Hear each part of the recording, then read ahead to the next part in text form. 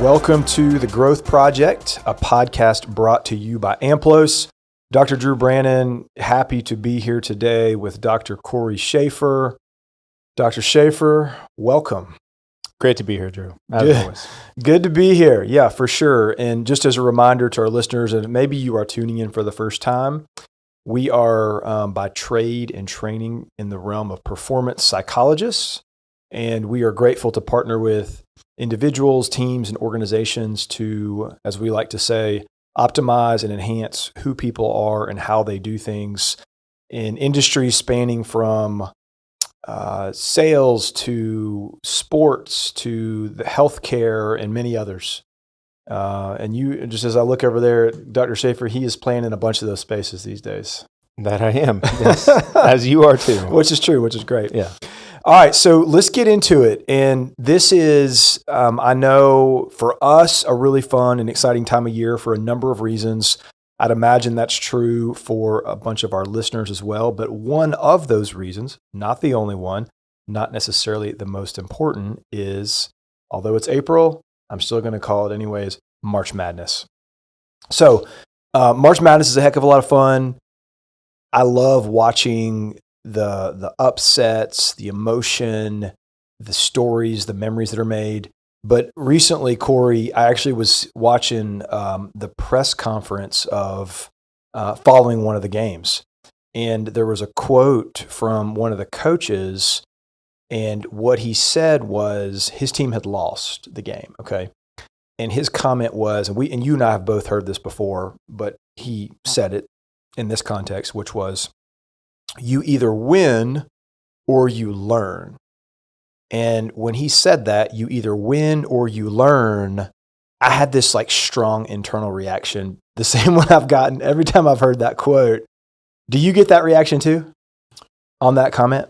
Yes. And I think part of that is just the nature of what we do, right? Like we're probably pretty sensitive to that sort of thing. And so it's just not the philosophy that I've ever really had, which is why I think there is that reaction. But it's also just coach speak, check the box, say the right thing in front of the media. Now, he may genuinely feel that way, and that's fine. I would hope maybe he can listen to what we'll talk about here for the next little bit and educate himself on a better way to go about it. But yeah, I have some of those same reactions just because it just feels way too surface level. Yeah, it definitely does. And I just don't agree when you set it up that way. At least my interpretation of that statement is there are things that you learn when you don't win. And I think you learn a lot either way. I hope. Yeah. And that's what I mean by like, it's just way too surface level. Yeah. Is if you're not looking and seeing, well, what can we learn from our wins, then you're leaving so much on the table. It feels like your strategy or your approach then is like, we're kind of just rolling the dice every time, we take the court in this case. Yes. And to be fair to him and anyone else who has made this statement, we realize we are cherry picking one sentence and kind of deconstructing it. But I also think language matters. And when you put a statement like that out there publicly to your team, fans, and others, you want to be sure that what you're saying is something you truly believe in. And so I don't align to that fully because I think it puts us in a spot where we're thinking that, if we lose, then we're going to be very thoughtful and aggressive with understanding what happened. And if we win, not so much. Yeah, we just move on to the next one. Yes. Like just turn the page. Hey, what we're doing is working. Let's just do that again. Yes. And like I said from the start, I think you just rob yourself of an opportunity to reinforce what is working, for one. But then also, if we're thinking growth mindset and really trying to maximize who we are, what we're capable of as a team or as an individual, even in the best ones, there's still stuff to be learned from. Sure. And that's a question I love asking people. It's easy to do in sports, athletes, coaches, but hey, the best game you've ever played, are there some things that you could have done better? Well, yeah. Well, in the worst game in memory, are there some things that you did well? Yeah, I suppose. Mhm. Like, okay, well, if at the extremes we're talking about, you can still learn from either end of it. Well, everything that comes in between then, right? Like we should be trying to learn from all of it. For sure. Because I'll make one last statement on this before we kind of start digging into our focus. And that is whether you're talking about sports, business, any of those, you can win despite the fact that you didn't do many things very well.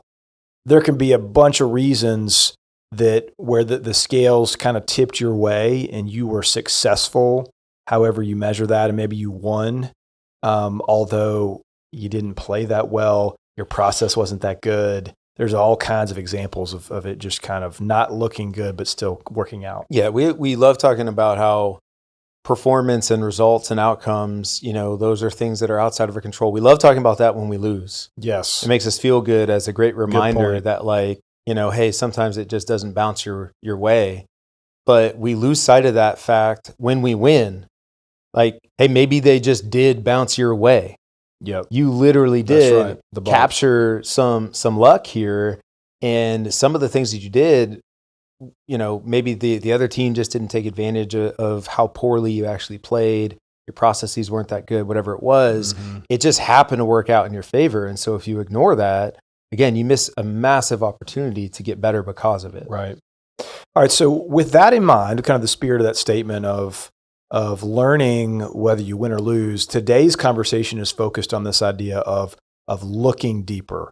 And the reason we really want to kind of push and encourage our listeners to use this effectively is it's incredible how much you can unlock about yourself, your team, your success, your longevity when you look deeply into how you're doing what you're doing. And so what we have today is, we're not always kind of like the scripted protocol people, but today we are. And so we're going to actually offer you a question protocol that we're going to go through in order.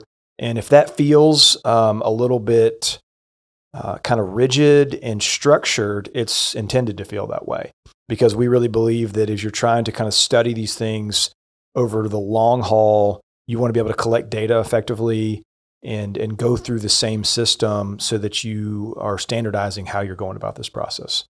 So can you get on board with a little bit of a scripted protocol here, Doc? I absolutely can. Yeah. I think it's worth mentioning here that we're going to go through plenty of questions that you may or may not include in what will become, let's say, your protocol.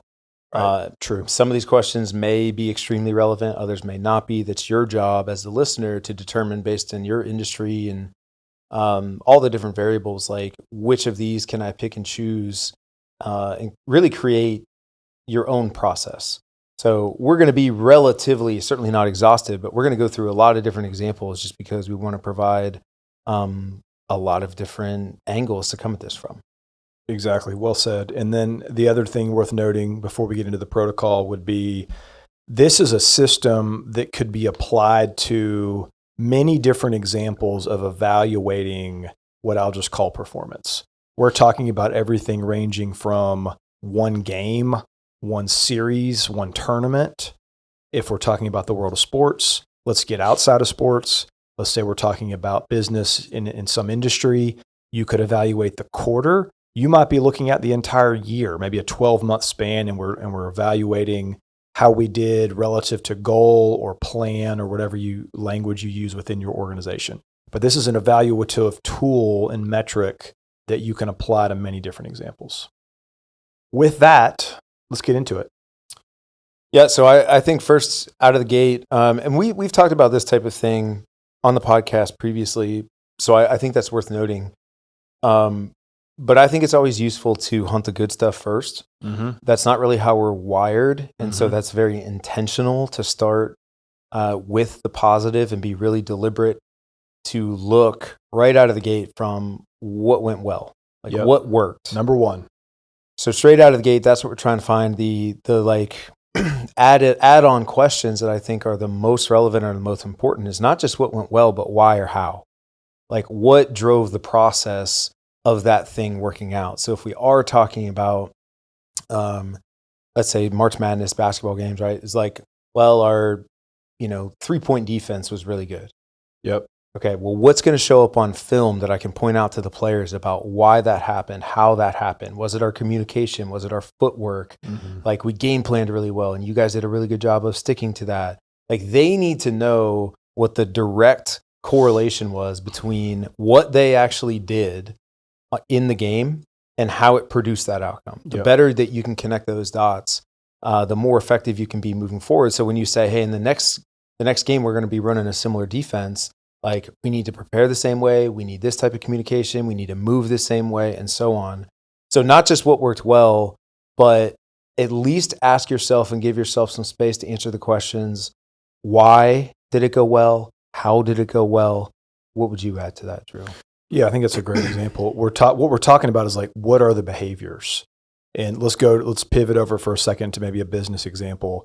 Let's say that what went well was over in the last quarter, over the previous 90 days, we got in front of a record number of customers. Okay, great.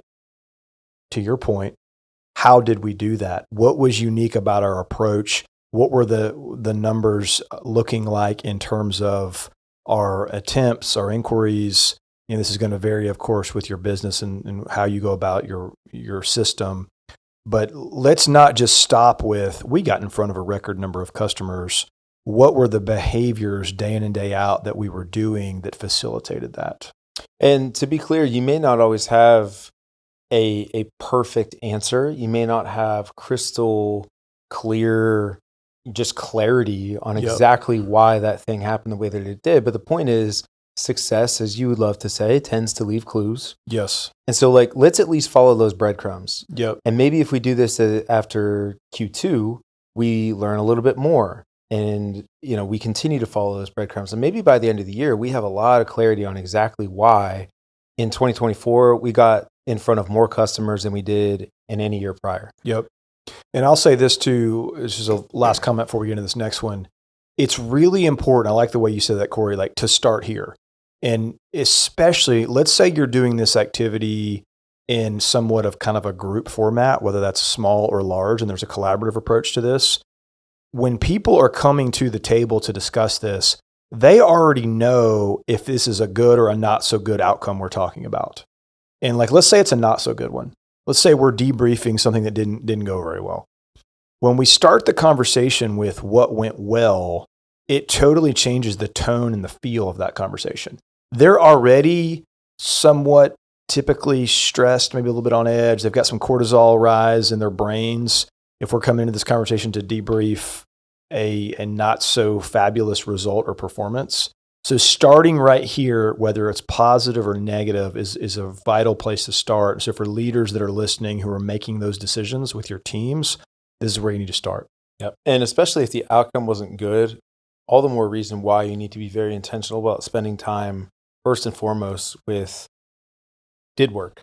Yes. What did go well. So, okay. Number 2, what didn't work? What didn't go well? Where are we headed with that? Again, it's the same. It's just, hey, if we can objectively look at the things that worked, we need to objectively look at the stuff that didn't work. Mm-hmm. And again, not just do this for the sake of beating ourselves up for being upset or mad or critical or anything of that nature.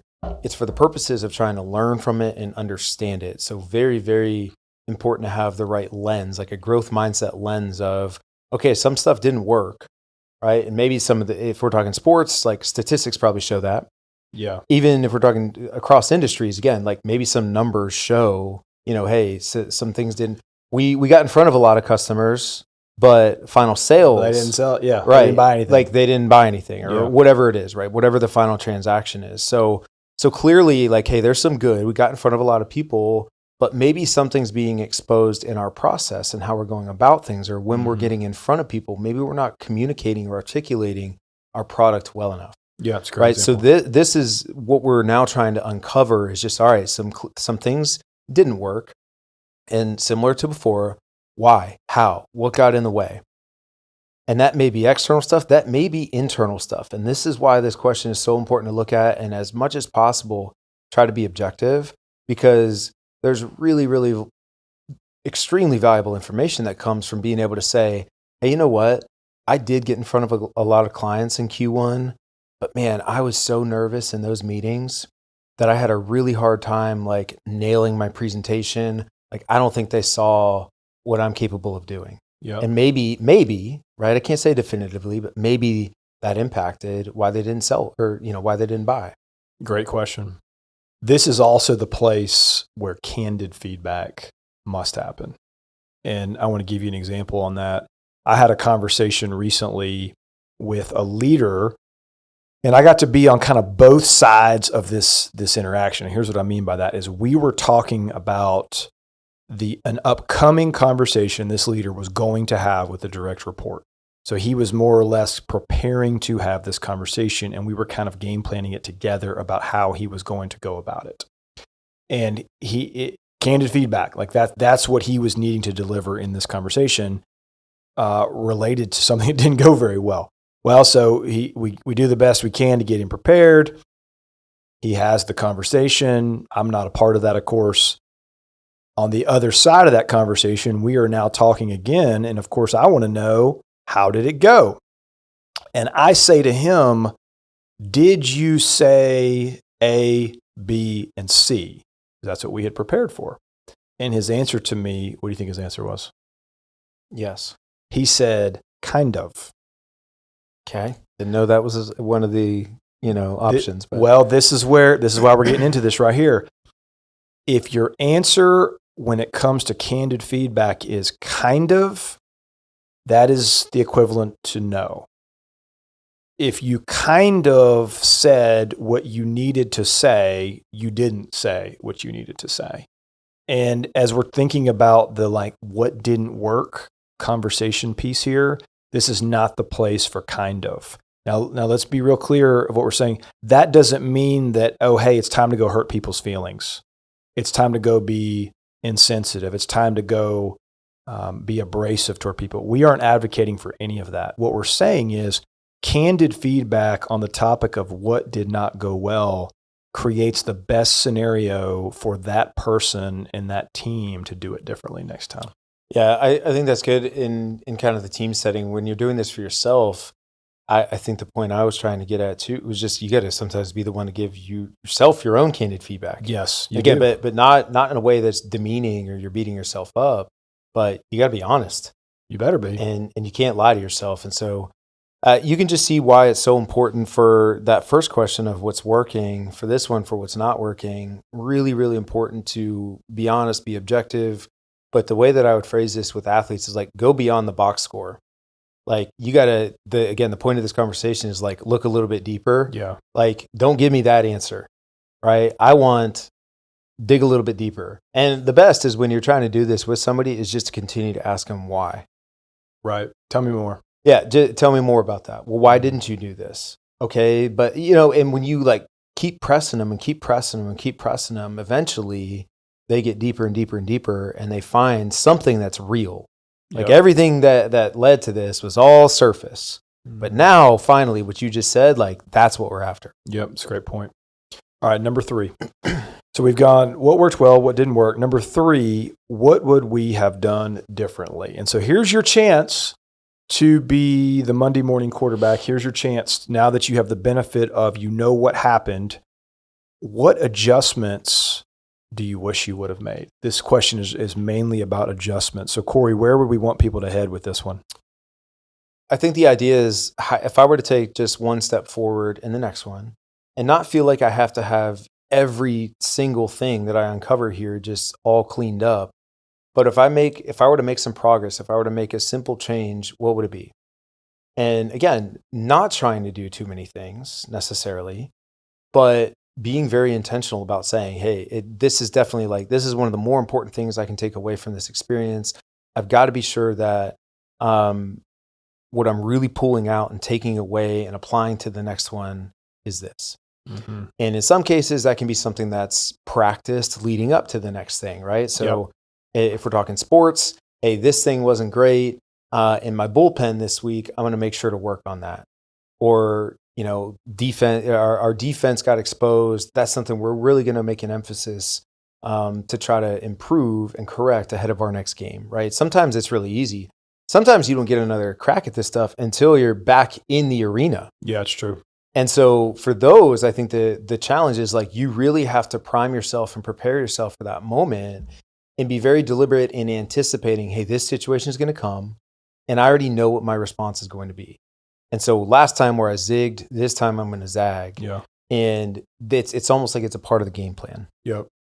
But this has to get concrete. It must become behavioral and not be ambiguous is a big part of what I hear you saying. And an easy translatable example could be, let's say you are in marketing or promotions and you had a prospective client meeting opportunity and you went in there and in hindsight, you just weren't aggressive enough. Like you didn't really swing for the fences. You didn't fully communicate your capabilities, maybe your portfolio, maybe you didn't cast enough of a detailed vision of how you could help the potential client. You played it safe. Well, don't just walk away from the meeting with a mentality of, we're going to be more aggressive next time. What does that mean? What will you do differently next time? What decisions will you make? What data will you share? Like you need to know concretely what the change or the adjustment will be. Yeah. So a really good example of this, maybe I've told this story on the podcast previously. I did this with a college tennis player years ago, and I will forever remember this because it was such a good example of what we're talking about. He came in after playing a match over the weekend, and he's got it all written out nicely in his notebook, like some of these questions. Here are a couple things that went well. Here are a couple things that didn't go well. Here's what I learned and what I want to take away and do differently. And his takeaway was like, I need to work on my serves, right? And I'm like, well, hang on a second. Well, walk me through sort of like how you got there. And he's like, well, my serves weren't good. Yeah. Right. In the match. And so I need to work on my serves. I'm like, again, box score stuff, man, way too shallow. So I just said like, well, again, talk me through some of your serves. Like what was happening and this and that. So we talked through this for a few minutes. I just asked him questions and, continue to have him explore it. And ultimately what he uncovers is like, number one, he was so uncommitted to every single one of his serves. He was so nervous to hit his serves that he served poorly. Yeah, I would imagine he did. And so the point though was like, and I said, what were you going to do? He's like, I was going to go out today and just hit a bunch of serves. Yeah, just hit a bunch of serves. And I'm like, that's the point here of like why you have to be really intentional about making sure you're coming to the right conclusions. Yeah. Because you're trying to correct like a technical issue, right? I just need to be better with my serves, and it's like I don't think that's the case at all. I think we need to correct the right thing here, which is let's talk about why you're anxious, why you're nervous before you hit your serves. Yeah. And if we don't correct that, it doesn't matter how many baskets of balls you hit. This same thing is going to continue to happen. That's a great example. And I think that probably happens in business quite a bit too. Is we sort of highlight the wrong thing, the thing that's just so on the surface, and we think, well, I just need to do more of that. Or maybe it is the right thing, but you don't know enough about it. Sure. It's like, hey, we didn't get in front of enough customers last month. Okay, yeah, we didn't. You're right. But we don't yet have the slightest clue why. Right. And unless we know why. Well, so a good example there, like we didn't get in front of enough customers. We just need to double down and call more people. Double down.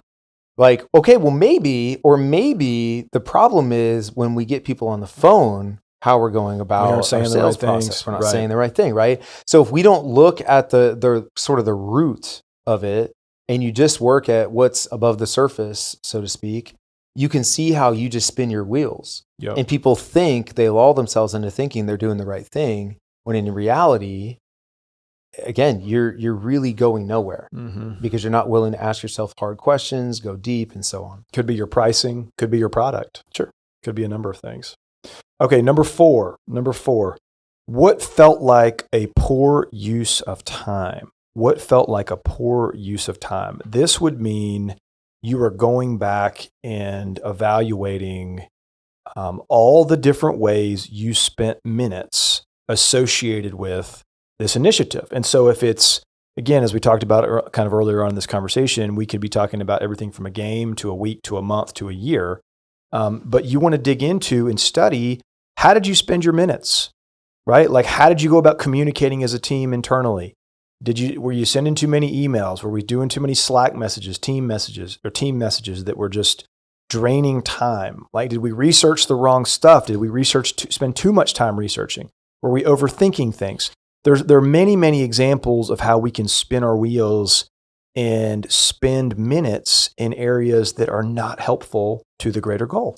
Yeah, I mean, to contrast, I think it can be useful too to at least acknowledge or put some thought into what felt like the best use of my time. Yep. In preparation for the thing, whatever that is. Right. But I do think these are important questions. And, some of the research I've done in the areas of like time management, this is how you get better at time management. Mm-hmm. Yeah. Let's just say like I'm preparing for this big presentation, but what I acknowledge is that, when I really block off some time and dedicate time to it, I can be pretty efficient with how I use that. Uh-huh. So maybe that means the next time around for this, I need less of those blocks available to myself.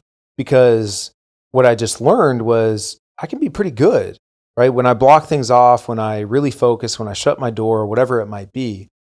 Or that can be, hey, what I acknowledged is just, in the grand scheme of this thing, I put together 40 slides for this presentation and I spent way too much time on the first 3, which were the introduction slides, right? The ones that nobody's going to remember, but I kept stressing over them and overthinking them and trying to perfect them. And I should have been focused on my message, right? The sort of the thesis of it all, like the meat of the content. So different ways you can look at it, but important questions because it should help you moving forward, manage your time more effectively. Yeah. Or maybe I spent so much time building presentations or thinking about the strategy. And what I didn't do was spend enough time nurturing the relationship with the client. Sure. How do clients make decisions this day and age about who they choose for whatever it is, whatever the product is it has been and always will continue to be somewhat relationship driven. And, do they feel like that you trust each other? Do they feel like you're adding value? Do they feel like you genuinely care about the success of their business, whatever it might be? You can know a lot of stuff and have a great, presentation to show them. You might have a great offering for them of some type, but if the relationship foundation is lacking, that can be a big issue. Yeah. All right, let's move on. I think we're on number 5. Yes. So pretty simple. What held you back?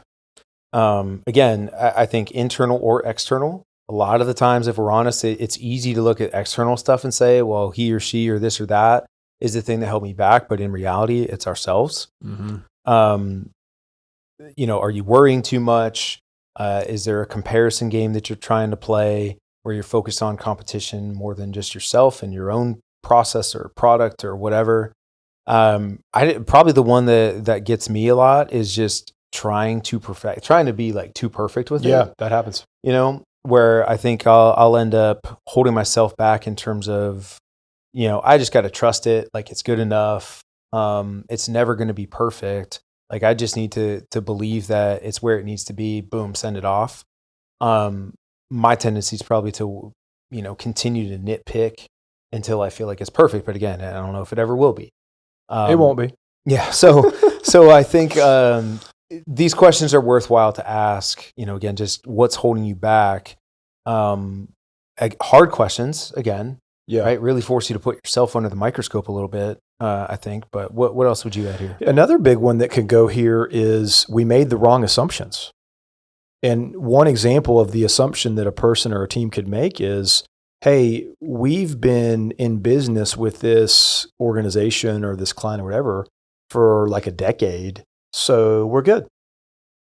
They do business with us, or they've always worked with us, or this has always worked. So what can hold us back is we make the wrong assumptions and we unconsciously become a little bit complacent about how we're delivering what we're delivering, how we're structuring and creating value for the client. That can really be an issue. I think the other, if you want to apply this to a sports setting, as we've talked about some of those examples, we can make the wrong assumptions about how we're going to show up. And so what holds us back is we take for granted the thoroughness or the comprehensiveness of our preparation and get too comfortable and casual about how we go about our business. Mm-hmm. That's a good one. That can absolutely happen. Okay, let's go to number 6. Number 6 is, who should you have consulted with? Who should you have consulted with? Could be internal, could be external. But Cory, where does your mind go in thinking about the importance of like consulting with other people in how we make decisions, how we structure our strategy or our plan to win?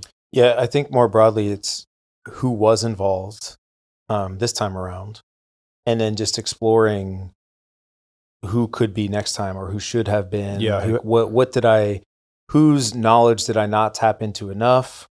Who maybe, if I'm honest, did I lean on or was swayed by too much? Yeah, that can happen too. For example. So I think this is really just exploring, the people who you went in a battle with, so to speak, or who at least consulted you along the way, and at least considering, were these the right people?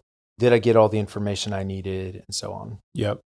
Yeah, like whose relationship did I not leverage or lean on because I didn't think I needed it?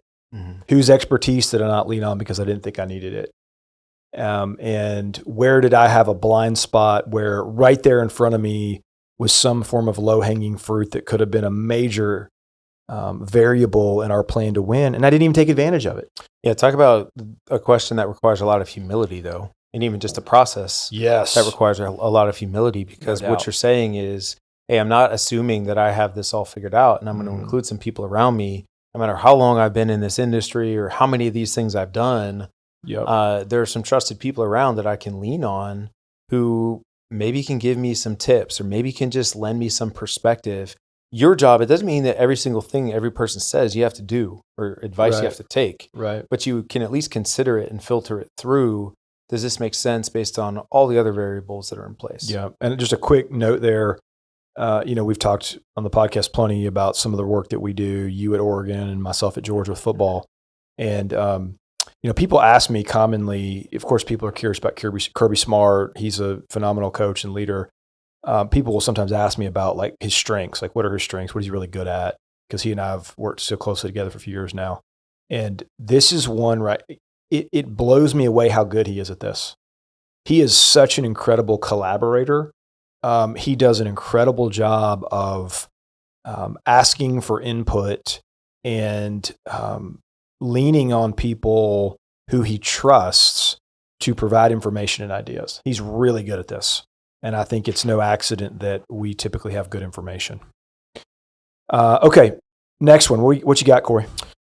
So how about in terms of responses to challenges? So how were they? Right. Mm-hmm. So again, we love to think in linear terms. Rarely does that ever really happen. Just, step 1 through 10 or whatever, does it just go perfectly as planned? And oftentimes things pop up, get in the way, timelines pushed, moved up, people involved, change, like a lot of different things can happen. And so just looking back through when you were faced with some adversity, when things got challenging, when you got thrown a curveball, how did you adapt? How did you adjust? What was your response, and what can you learn from? Yeah, so maybe an easy way to think about this one, because you're right. There will always be adversity. You will never work a perfect process. And if you go over, say, maybe like a 12-month review thing that we're doing here, it'll never simply be Sports Center type moments. And so maybe the example is you hit your goal. You had a 12-month kind of outcome specific goal and you hit it. But when you look back on it, what's evident is, man, we had a lot of strife.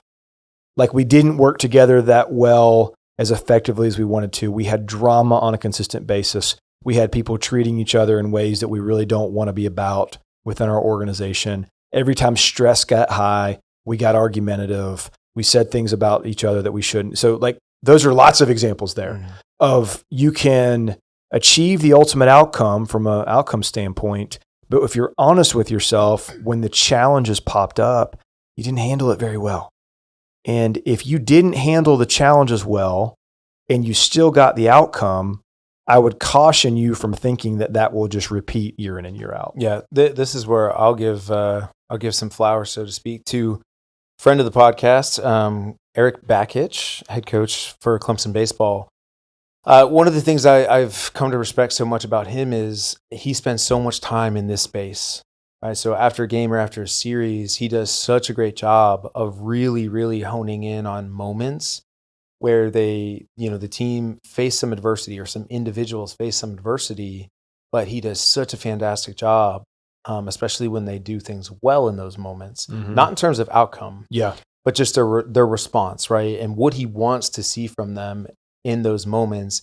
He does such a good job at that. Now, I've also been in meetings where, and I always thought this was really cool too, there's a moment last year, a game last year when they kind of got popped in the mouth first few innings of a game, and he showed them video of just their dugout. Oh, cool. Not what was going on the field. It's like it was just the dugout, and this like 15-second clip, and it was just quiet. It was dead. Like nobody's up on the railing talking, and he made sure to spend some time focused on like, this is not who we are. That's cool.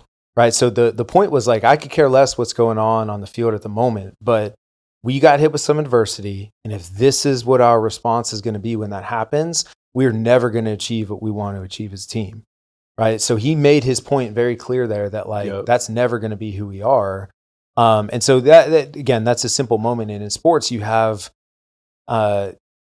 film and that sort of thing that you can look back and you can pay attention to those responses. You can look at body language. You can look at the emotional response of this stuff. That's harder to do, obviously, across industries and different things, but I do think it's worthwhile.